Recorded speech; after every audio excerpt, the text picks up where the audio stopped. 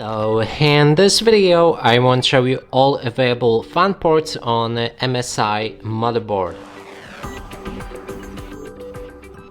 So on this specific motherboard we have 6 chassis fans and 2 fans for CPU if you're counting the pump fan.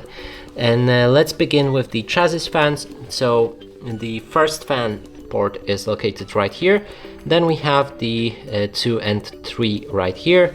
Then there's the fourth one, 5, and finally the last one, number 6, is located right here near your CPU. Now let's go through the CPU fan.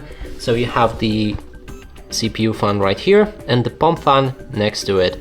And that is all of the fans available for this motherboard. And that's it for this video. Hope you like it. Please consider subscribing to our channel, leave a like and a comment below.